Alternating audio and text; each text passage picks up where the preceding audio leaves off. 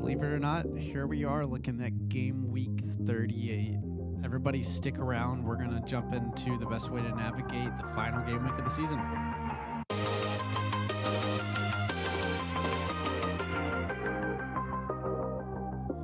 Hey everybody, welcome back to Top Ends with Twins. We are finally there, heading into Game Week 38. Luke, has it been a marathon or a sprint for you? It's been a marathon. I can tell you that right now. It's kind of crazy we're here at Game Week 38 because it's going to be weird not having FPL for a while in our lives, but I kind of feel like I'm ready for the FPL break to an extent. I agree with you. I think it'll be probably about 5 days, and I'll be like, this is so nice. And then I'll start being like, I wonder when the price points will be released, because it really does come around that quickly. I think it's probably 2 weekends in. We have a very busy summer coming up with certain commitments and traveling commitments that we'll have. So, and if you know, but we are going to be pretty busy. So I think the summer is going to fly by. And as we continue to get closer to the Premier League season, that gap, hopefully, and hopefully for the listeners out there as well, that time kind of flies by, and we're able to enjoy our lives outside the Premier League, but also that time comes back pretty fast. So, yeah, it's gonna be. I can't even say it's gonna be that long of a summer, honestly, like you said, because before we know it, we're gonna be locking in for Game Week 1 and really pushing to solidify those teams before the first deadline. Which is, in my opinion, probably the most fun FPL is in the beginning, where you're crafting teams. I do also love the festive fixtures. I think that's an incredibly fun time of the season. But in my opinion, I think the beginning, where it's a complete blank slate, you have so many transfers coming in and out, players coming in, players going out, teams are changing, we've got some new managers potentially. There's a lot of excitement to that time in FPL, and there's a lot of speculation. The way you set up your team with that speculation in mind kind of determines a lot of your success for the next about 10 weeks or so, until it kind of levels out and a template starts to form. Yeah, no, it really does. But kind of going from here, Luke, we'll kind of touch a little bit on this at a later podcast, I think, coming out maybe sometime Sunday or Monday after the Premier League season's over. But I think this is a good pivot point to kind of talk about where we're both currently sitting at FPL and what our goals are heading into the final game week of the season. That's a great place, Paul. I will kick it off then. So I am currently sitting at an overall rank of 741K. Which is great for where you were. Under 1 million, given so... I was trudging around in the 2.1 million as of Game Week 27. So I've had a really nice rise, really cut my rank by a third in about almost 10 game weeks, under 10 Which game is weeks, awesome. Which is great. If only I would have free hit in Game Week 34, I would be, I'd be far higher up. I'd probably be top 200K. That week cost me that much, my overall rank, and in my mini leagues as well. But I'm happy where I'm at. Currently, I will be using my free hit in Game Week 38. So I do expect to be having a good week, factoring in I'll be using a chip for the final game week. A lot of people are kind of chipless at this point, so I think a free hit is nice to have. It makes it a bit more exciting to me because I can continue to chop and change my team going into the final game week. That being said, the right decision would have been Game Week 34, but now that I'm here, I'm going to have fun with it and really kind of go for some low-owned players in matchups that make a lot of sense to bring the players in because the teams have a lot to play for. So that will be a good little kind of like teaser for what we'll talk about later. Paul, where are you at with your team? What's your overall rank, and where would you kind of like to end your season? You don't have to say your overall rank exactly if you don't want to. Well, considering we have an FPL podcast, I don't know if I should say my rank. It's okay. Everyone's here for the vibe. It's fine. My current FPL rank is 1.3 million. My end goal, based on how tragic the basically game week I'd say like 16 to honestly 16 to 30. We're really tough stretch for me. I Yeah. think I Yep. had let's see, from 16 I had 3 green arrows to game week 30. Really really bad run for me. But I've kind of bounced back from that. I mean, my overall rank was 2.5 million in game week 30, sitting around 1.3 million. I could have realistically, I mean, 2 weeks ago, game week 36, I was 847 in the world.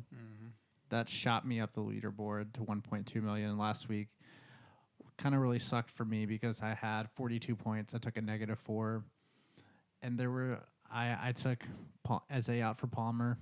Looking at the FA Cup Ouch. final, just figured Eze may not play. He subs Which, on. I mean, I get it. I 100%. That's a move I probably would have made if I was in a similar position as you. Yeah. So I mean, that's we can also touch on this later too, but bringing in Cole Palmer it's just not worth it. You know, he scored I think 1 goal in like 15 Premier League games. Like he's just not the same player he was. So it's kind of the beginning of the season. I would argue differently that he is the same player. His team around him has really just fallen off the end of the earth in their production. Yeah, they have. I mean, that's neither here nor there. We can dive into that later, Lucas. But yeah, it's disappointing sitting around 1.3. I would love to crack the top million.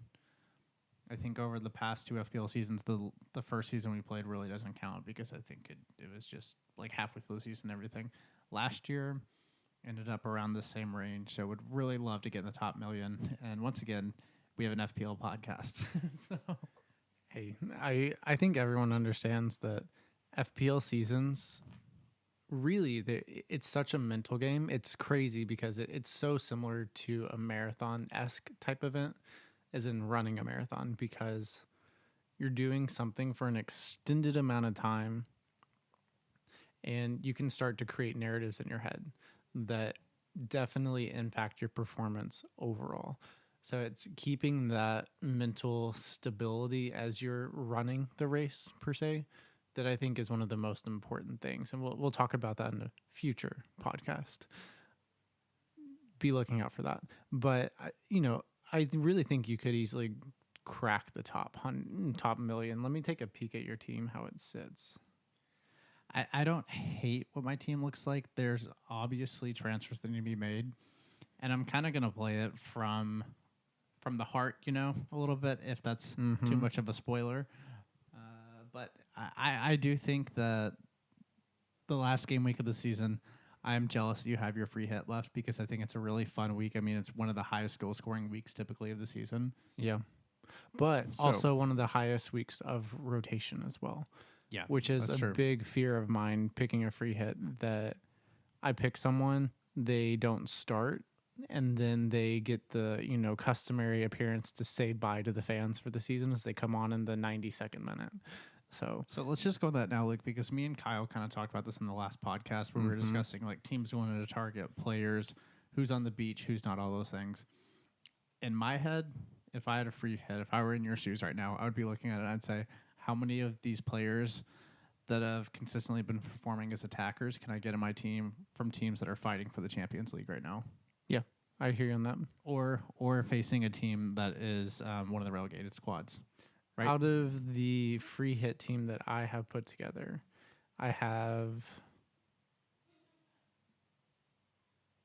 currently I have 5 players from the teams that are having to win in order to push for European competitions. I have 5 of those players with a couple others that have really good fixtures against the relegated teams, and then a couple others that are on the bubble of pushing for Europe. So I have a good mix of that. I think I could go maybe a little heavier on the teams that are directly competing for Champions League primarily. I'm just not sure which players to target for those because that's a bit tricky because I really want to go after lowly owned players. That ownership is heavily influencing my decision making this week, where I would love to I have 7 players that are competing for Europe. So I mean that's 7 out of my 11. That's a pretty healthy amount, I think. Can I try to guess 3 of them, Luke? Or do we not want to No, reveal that? yeah, let's just go right into that. Sure, go ahead. Okay. Let me. But okay. So also as kind of a caveat in setting the stage, so for everyone out there that's listening, it's important to know exactly who's competing for what. So before Paul guesses the players in my team, the teams that are currently competing for Champions League, we have Liverpool and Arsenal. They are locked into Champions League. We have Tottenham. Congratulations, by the way, to the Spurs for winning Europa League. They will be in Champions League as well. So we have 3 teams locked in for certain. That means that we have 4 other spots. No, 3. 3 other spots that will be for sure Champions League. And that there are 5 teams competing for those 3 spots. So we have Man City on 68 points. Sorry, not 30. 68. That would be. That would be. Yeah. Not this year. Not this year, though. I wish, man. How crazy would it be if Tottenham won Europa League but got relegated? That would have been truly how insane would that be? I haven't thought about that. Okay, but so the teams competing for Champions League, we have City on 68, Newcastle on 66, Chelsea on 66, Aston Villa on 66, and then Nottingham Forest on 65. And there is what is a 1-game playoff between Chelsea and Nottingham Forest, where the winner, if a team wins that match, then potentially Chelsea would be knocked out of all European competitions unless they win the Conference League. Please. If they win the Conference League, Then they get into Europe. Then they get into Europa League, I believe. Yeah. And that would also allow Brighton, or the 8th place team in the Premier League, to qualify for the Conference League, which would be crazy having 8 teams in Europe. That's what, 12 out of 20s. That 60% of the teams in the Premier League would be playing in Europe, which would be great, and that would be great for FPL, right? It may not. Maybe not with the rotation and injuries. It could cause a massive amount of rotation and injuries in the Premier League next season. So hopefully that kind of lays the groundwork for what to expect for teams getting ready for these really big fixtures in Gameweek 38 that'll decide a lot for their future season and then seasons after that, right? With the money they're going to be making from European competitions. So with that being said, back over to you, Paul. Try to guess 3 players that are in my team for my free hit. De Bruyne, Watkins, and Wood. You got one of them right. I mean, it has to be Watkins. No. De Bruyne. No. Wood? Chris Wood. Yeah. Damn, he's the least of all those 3 that I would have picked. Really? So,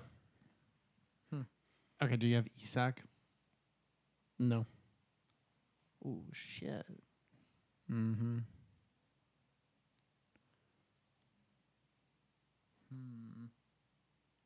Cole Palmer. Nope. Sorry, I was drinking some tea to warm myself up. Luke was warming himself up a little bit. Because we were talking about Cole Palmer. Sorry. Rogers. No. Oh my God, I'm completely whiffing on this. I thought I was going to get 3 out of 3. I mean, Gibbs White. No, he was in one of my drafts, but he's not. Holy fuck, who are you bringing in? Let me just read off my starting 11 to you. You don't have to. Just say 3, Luke. I don't want you to give away your whole free hit team.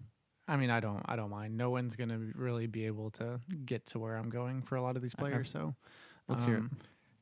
So for my free hit in 38, I have David Raya in goal.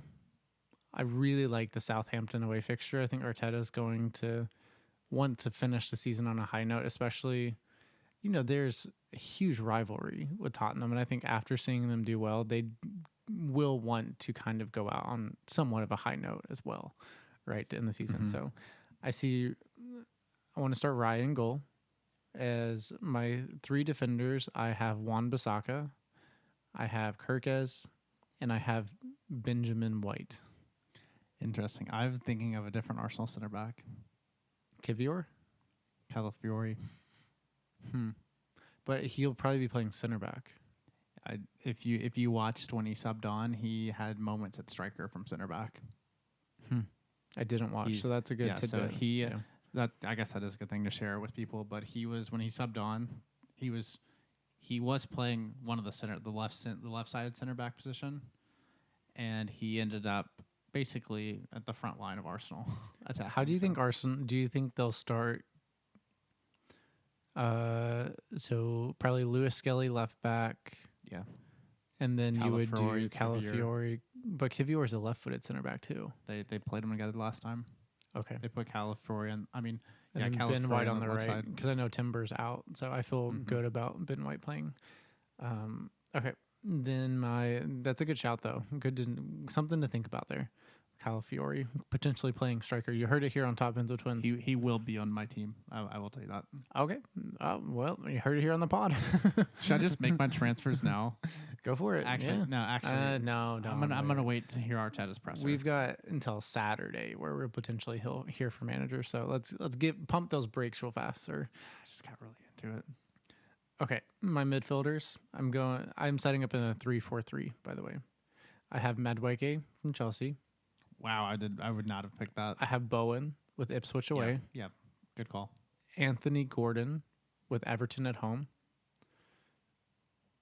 Isak kind of scares me with the potential injury concerns, and they do have a pretty capable striker, Callum Wilson, who can come in and play. That might be a good shout, Callum Wilson. If we get confirmed that Isak's not going to play, and I think there's a certain layer there to where Newcastle want to hedge their bets. They want to make sure Isak gets through the season healthy and doesn't pick up a major injury before the summer when he could potentially be sold. I think that's definitely playing into this decision there. Yeah. But so Anthony Gordon from Newcastle, they have Everton at home, a lot to play for, Champions League on the line. And then I have Saka. On top of that, my three strikers, I have Chris Wood with Chelsea at home. Like we said, 1 game playoff. That's going to be a very important fixture for both of those teams. I do think that is going to be a low-scoring game, though, Lucas. Yeah, potentially. But if someone's going to score for Forest, it feels like it would be Chris Wood or maybe Morgan Gibbs-White. Gibbs-White has been in my team in the draft that I put together. He just is not in this iteration. My 2 other strikers, I have Evan Nilsson and I have Danny Welbeck. With Tottenham, Brighton still have stuff to play for. They could be caught by Brentford. Theoretically, Brentford have a better goal differential as well. So with that in mind, Brighton need to at least draw and potentially win in order to seal up the possibility of Europe. It's tough for Brighton, though, because, they've been so hit and miss this whole season. Last week they beat Liverpool. I kind of like Spurs in that game, if I'm being real with you. I don't think they're going to play anybody. I don't know. I wouldn't diminish the idea that Ainge still really needs a lot of momentum heading into next season, which who knows? He may be coming back. He may not. We'll have to see what Tottenham end up deciding to do. But if he is coming back, you can't. To me, I think it doesn't decrease the Europa League win. Obviously, it's huge for Spurs. Their first trophy in 17 years. At the end of the day, though, I think you still want to carry that really good feeling into next season, Yeah, I agree. But as we've seen over the course of the season, I think they have made it very clear, especially near the final third of the season, the focus was Europa League. Yeah, for sure. And not that they don't care about the Premier League. I think there's a lot of cares that are given there. I think they realized that by focusing on Europa League, they could win it. And no, there's no doubt. I agree. I can. So I don't see that their focus is Europa League. I agree with you. With that being said, I don't see why they would be like, oh, we're going full force for this last game of the season when they've had so many injury issues. I think it's going to be, we won the title, mate. Let's ride off into the sunset and kind of just let the season go. Kind of. We'll see. I don't know. We'll see what happens. I don't know. I'm just saying, don't look past the top. Interesting tidbit though. If they do win and the teams above them failed to get a result, they could end the season in 14th, which 17th to 14th in one day would be quite the jump. So yeah, that'd be pretty wild. Yeah. From there, you said it was Wood, even Welbeck, and even Nelson. Yeah, I like the front three. The only thing I would really worry about if I were you is if Isak does start. That feels like on the last day it could be a Isak brace. It does, especially with Everton's injuries. I think Branthwaite is now out. Tarkowski's already out. Mm-hmm. So they would be looking at, I think Seamus Coleman got subbed off too in their last fixture at Goodison Park. So I would expect to see a very weakened Everton team, and without their, primary defenders at the back, it could be a tough day for them. But that's why I like Anthony Gordon a lot. I think Newcastle are going to want to give him some run into his legs. He's been playing well too. So I could see him ending the season on a high note with a nice cheeky little brace. Yeah, it's very possible. We know last season he was indomitable at home, like just truly somebody that you had to have in your team. So maybe he'll get back to that form last game of the season. Also, Luke, it's interesting to note that you don't have any Liverpool players in that 11.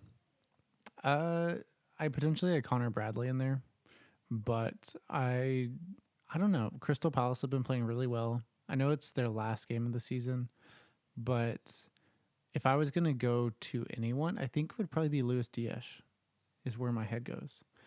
He's returned very heavily in the last 10 game weeks. He's been a good player to have in the team, so could be heading to Barcelona. That's crazy. Some transfer rumors. That's crazy. I saw that too. I don't know about that. Yeah, I'm not a huge fan of that move. He would be a rotation player for them. It kind of feels like Rafinha going there to an extent. When you really think about it, it's like, one of those players that he's a very good, reliable player, but at the same time, doesn't feel like Barcelona. But maybe he is. I don't know. I mean, but we've seen the player that Rafinha's turned into under. Yeah, exactly. So maybe a good switch, a good change of scenery. Who knows? You never really know with these transfers. I mean, sometimes the grass is greener, sometimes it's not. Yeah. Teams of note, Luke. What? So we kind of talked about your free hit team, all that stuff. What other are there? I can't talk. Are there any specific fixtures that you think people would be messing up if they weren't targeting? I think so.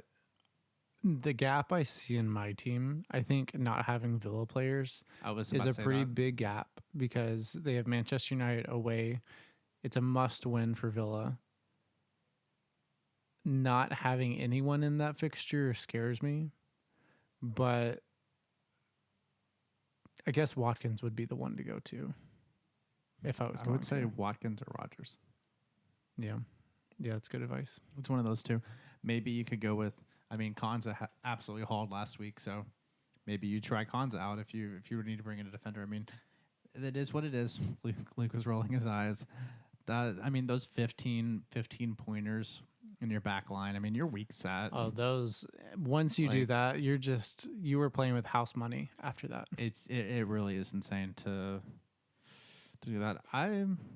What do you think this is? I'm just going to ask you about this fixture. What do you think of City Fulham? I think it's a tricky fixture for City. I see it as Fulham are not going to just give in to City because they know they're competing for Champions League. They're going to roll out a full force starting 11. They're going to try to win that fixture. And for City, I think it's going to be challenging. It's good for them. They have Haaland back. You would imagine KDB is going to start in his last City fixture. But it is away from home, though. We know City can be a different team away from the empty head. Yeah. To me, it feels like, all City, I think they just have to draw, right? After winning this past week, as long as they draw because they have such a good goal differential, they're going to be fine. That's correct. Yeah, so no one's going to catch them. Newcastle could theoretically pass them, but I don't think they're going to be overly concerned by that. So I would expect for them to approach it from the perspective of being practical in how they set up. So, yeah, that first fixture they had against Fulham earlier in the season, I think it was match week. What was it? Match week 7. That was the match where Traore had a million chances and couldn't finish them, and I was raging watching that. This was back whenever we thought City was going to win the title. Yeah, that was 2 weeks after they played Arsenal in the 2-2 at home. So I was really amped up to see City lose. I don't know. I think it could be really tricky for City, and you really in the position they're at, you really don't want to be dropping points. Like a loss is absolute worst case scenario. So I think that's kind of a tricky one to watch out for. If we're looking at the other fixtures, Luke, I would say if I had to pick one to target, I really like West Ham against Ipswich. Jared Bowen, he's been returning. I think he will return to this match.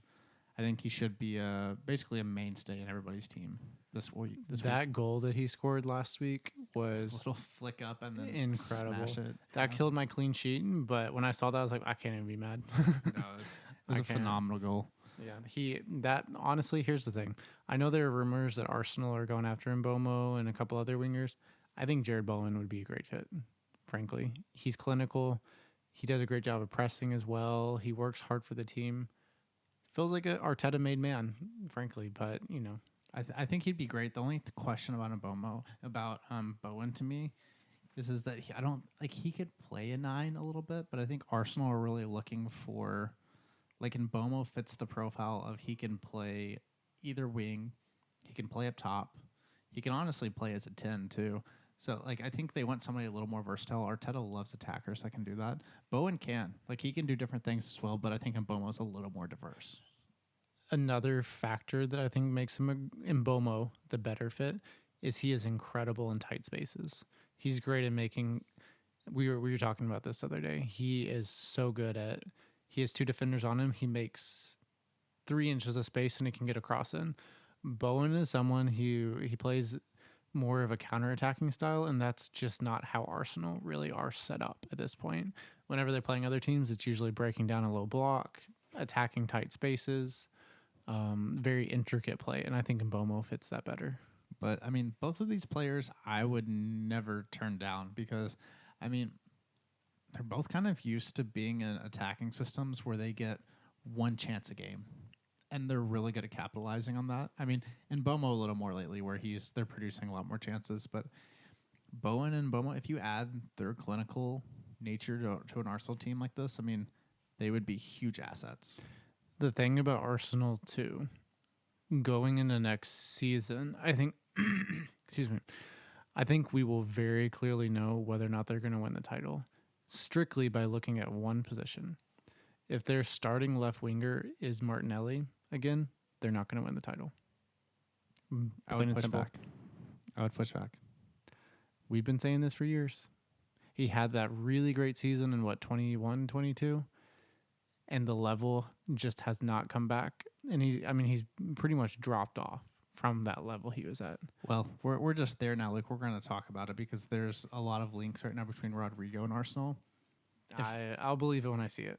I hope, honestly, it'd be a great signing. It would be a great signing. I would be a big fan of it, but I'll believe it when I see it. So, yeah, it would be a dream signing, honestly, for Arsenal. If you could get him, Zubamendi, and maybe Mbomo. Because, I mean, if you're looking at Sesko or Gyökeres, they're probably going to be 60. I think Gyökeres has maybe like a 45 million release clause. Don't quote me on that. But if you can get Rodrigo, Zubamendi, and just play, oh my God, just letting Rice kind of run free with Odegaard in front of him or Havertz interchangeably. Like, what do you think Rodrigo's starting price would be if he went to Arsenal? Apparently it's supposed to be 80 million. No. Starting price in FPL. Oh, starting price in FPL. Yeah. I would guess. I mean, he's coming in from he hasn't had a season where he set the world on fire in La Liga. And I don't know. I feel like for Arsenal's attack,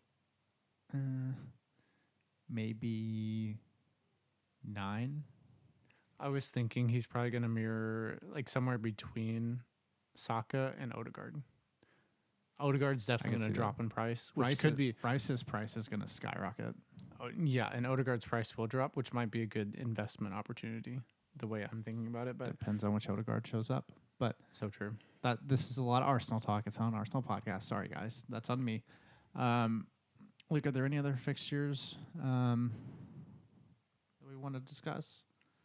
I mean, I think we've basically hit on everything. I really do like you pulling in Bournemouth players against Leicester without Jamie Vardy. it would be really tough for this Leicester team to score. It's the last game week of the season. We'll see. When you just mentioned Bournemouth, it made me think of City's fixture against Bournemouth this past week. So many moments that frustrated me when KDB had that sitter that, frankly, you just want him to score, right? Because that's his last match at the Etihad, and it would be a great way to send him off. But you also have him in your appeal team, so you really want him to score too. So that's what, probably 10 points missing out of the team right there. And then Guardiola loses his clean sheet in the 96th minute. I know his ownership was at like 103%, something like that. So you're not really getting that much, but just Still losing points to all lose. those points at the end was so frustrating to me. So Well, you know what's beautiful though is that in my team last week, I had the De Bruyne miss, right? I had the shout out to Mbomo assist goal taken off because Mbomo misses the pin, and then I also had Eze, who should have been out for Palmer. Like last week could have been a week for me where I'm sitting here and I'm like, yeah, I'm at 1 million. Or below 1 million. I'm just trying to hold my rank now, and those are the margins. Those are the margins. those are the margins, and we have one more week to go, so we got to make it count. Got to make it count. I think my advice here, try to enjoy the last day of fixtures. It's always fun. Championship Sunday, having all the games going at once and getting to just soak it all in, as they're rolling the ball out on the pitch at the same time. It makes for a lot of fun. It would be nice if we had teams competing for the title, but at least we have teams that are competing for Champions League. There's a lot on the line, a lot to play for, and we get two of those teams playing against each other. So it's going to be a really fun weekend, and I would advise everyone out there, if you're going to be making transfers going into Game Week 38, hold those transfers until we get to Sunday. You're saying I shouldn't do it right now? No, you should not do it right now. Damn it. Because with all the teams playing at once, and we get press conferences on Saturday, I believe, from managers, we could potentially get some managers saying, A, they're starting specific players. That does happen every once in a while. B, we could get some leaks on Sunday. So be checking your local social media accounts, and make sure you're checking up on that, because we could get some very helpful leaks on who's starting and who's not. Yeah, I agree with you. Look, I think that's really good advice. I really think the main thing, final game week of the season, just have fun with it. And obviously, if you have a position you want to maintain in like your mini league or your overall rank, please do that. It's all situational to your team. But this is the last week we have before a full summer of nothing, unless I did see somebody plugging a Club World Cup fantasy, which I will not be partaking in. Let me draw the line. We will play anti-Club World Cup fantasy. As far as we're concerned, we are out against the Club World Cup, so don't expect any content from us. We're anti-content for the Club World Cup. We are. Even though it is here in the U.S., we do not endorse it or advise going, so We will not shill for FIFA. we will not. And that's fine. What's the number, FIFA? No. Well, I think that's all I have to contribute to this Same podcast. here. I think this has been hopefully very informative for the listeners out there. It's kind of tough to say goodbye to another FPL season, but we really want to thank you all for joining us for the marathon that the FPL season is. If you've gotten to this point, just keep on going. You're almost there to the finish line. And we wish you all the best of luck for Game Week 38. We will be back next season. We'll be putting out some content over the summer, but be looking out for another podcast that'll drop here in the next 4 to 5 days or so, where we're going to kind of wrap up our FPL seasons and talk about where we can improve, where we were not so great, where we were great, and kind of just talking through that together. So, yeah, be on the lookout, guys. But we'll always be here too on social media. You can always reach out to us if you just have any thoughts you want to talk about, transfer rumors, anything like that during the summer. We'll still be engaged with stuff like that. So feel free to reach out at any point in time. Enjoy those summer holidays, and we will talk with you guys soon. See you guys.